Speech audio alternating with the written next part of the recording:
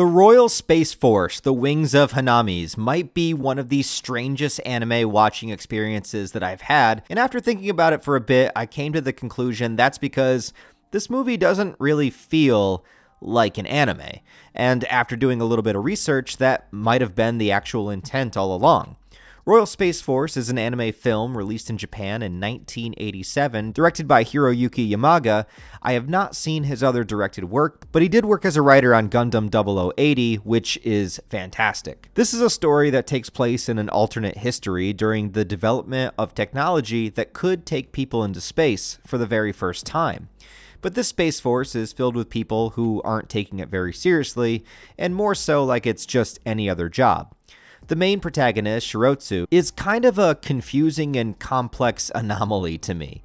On one hand, he has this sort of childlike wonder about space and someone who's always wanted to fly planes, but he didn't have good enough test scores to do so, so he kind of defaulted and fell into the Space Force, which is treated like a joke, but he stays hopeful about the possibility of going into space someday, and maybe the right word that he has for it that he doesn't really understand is faith, which might play into themes of this movie. His simple-mindedness also showcases some really ignorant and dark aspects of his character as well that I really just did not expect and kind of hit me out of nowhere, but I'll hold off on that for a moment. I won't claim to understand the intent of this movie's themes, but there is definitely an interesting parallel going on between science and religion that I enjoyed in the movie, and it's shown within its second main character, Riniki. She's a poor girl who's trying to preach the word of God to no avail and stresses the importance of prayer, even though the prayers themselves never help her situations, as more and more gets taken away from her by those in power. And the movie really is only seen through the perspectives of its lead characters, minus a few moments, and maybe that was intentional because there is so much political turmoil happening in the background that sort of slowly seeps into the main story over time, building to its climax.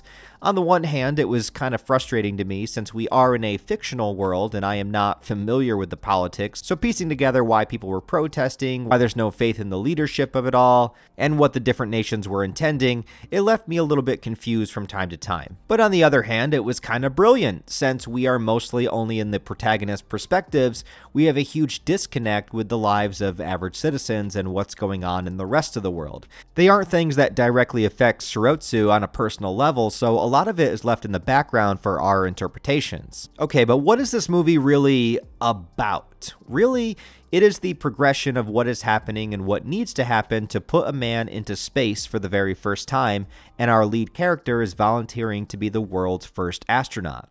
A man whose life is basked within science and technology, and when he entangles with Riniki, he becomes inspired by her devotion to her religion, but she in turn is inspired by his call to adventure to see beyond the stars. Polar opposites and yet connected just the same. All while the team at the Space Force works to create a ship that can go into space. In some ways, the movie reminded me a lot of the recent film Oppenheimer, watching a bunch of inspired scientists and crew members work to create something that will change the landscape of humanity forever. Even in the way the movie was paced felt similar to Oppenheimer, with the outside forces of political leaders, people not believing in the project in general, or just fearing it outright. Even having all the opposing forces and making it feel like it was a race to take down the space program. Pretty much everything except any courtroom scenes reminded me of it. So I don't know, maybe Christopher Nolan was a fan of this movie. This is also where I say the movie doesn't feel like an anime. If you took this script and made it into a live action, it would essentially be the same movie. There's no over-the-top action or flashy images or out-of-this-world choreography or wacky character designs. It all works pretty realistically. Even what would be considered the big action sequence of the movie towards the end, it's animated in a way that feels much more like a live action than any kind of traditional anime. Nothing here defies the laws of physics. There's no camera angles that you couldn't get with a real camera if you were filming real planes, and the impact of the destruction feels powerful and real.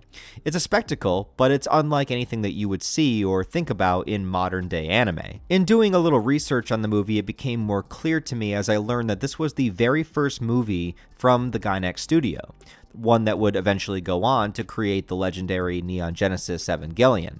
But back in 1987, these were all first-time filmmakers and animators, and to make a name for themselves, they crafted a film that went in the opposite direction from current anime trends and motifs, having a grounded, realistic story with complex characters, deeper themes, and it really helped to differentiate it from the other things coming out at the time. And even while watching it here for the first time in 2024, I felt that. About 30 minutes into the movie, I really thought this could just be live action. And I say that not as a slight, but as a compliment. And in a way, it's a testament to what animation can be. I think nowadays, even though anime is more popular than it's ever been, sometimes it still gets a bad rap for just being flashy action scenes or fan service. It might be more socially acceptable, but I think its lack of respect in the mainstream comes from people not understanding what animation has the capacity to be, and that's that it can be anything. With animation, your possibilities are endless, and you can tell character dramas just the same as you can tell an action story. But these movies never get talked about as much and are often dismissed for just being anime. Admittedly, though, I'd never heard about this movie until it was suggested to me by others, and although this didn't skyrocket to my top favorite films or anything, I deeply respect the work and effort that was put into it, and the fact that they just made a drama, but did it with animation. I do gotta warn though, about halfway through the film it starts to take a turn for the darker, and it's strange. Shirotsu basically becomes the face of the Space Force, kind of like a worldwide celebrity, and also the target of assassination by some.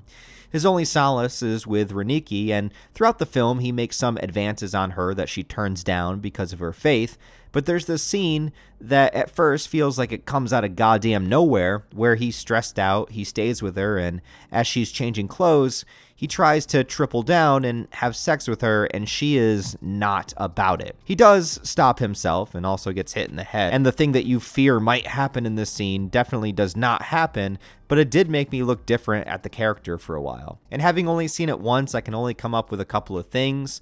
I think it might play into the theme of the combative nature between science and religion, like two sides of the same coin that give humans purpose and understanding, but just can't seem to completely coexist.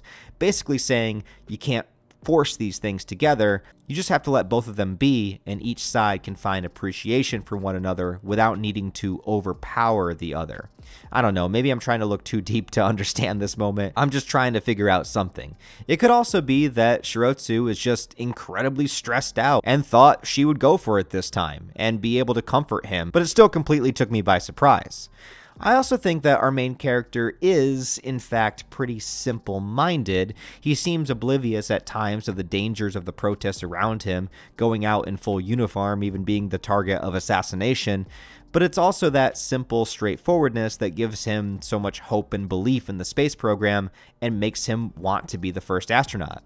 Even his conversations with Riniki, he seems to be actually interested in what she's talking about, and she does inspire him to continue the process. So maybe just the simplicity within his mindset led for him to think that she would go for it that time. I don't know. As the team continues to build the rocket again, giving me huge Oppenheimer vibes, the climax of the film really does seem to be pushing people to succeed even when things feel hopeless or even silly, like having faith in what they're doing and believing that it can work.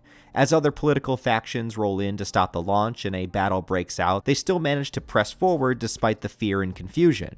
It leads to a truly triumphant moment that brilliantly showcases the animation and also the hope and ideals of the characters at play. I didn't know what to expect going into this one, but it was definitely an interesting beast to try to dissect. My only flaws really lie within the functioning fictional world that it sets up and wanting to know and understand a bit more about it, but since we're mostly in the characters' perspectives, I feel like a lot of it is sort of left to interpretation. But that can also be an absolute positive, so it just depends on how you feel about it. And it does have a lot of themes about perseverance and the hope to further human discovery, to do something that nobody else has done, and to understand that even with all of humanity's faults, we can still achieve great things. It just might take a little gratitude, a little time, perseverance, being made fun of a lot, and also having faith.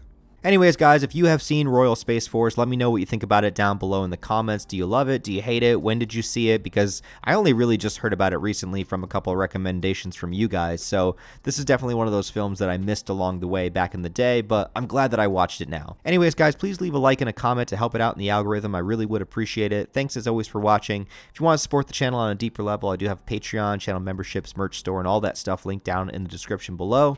Other than that, guys, I hope you have a wonderful rest of your day, and I'll talk to you next time.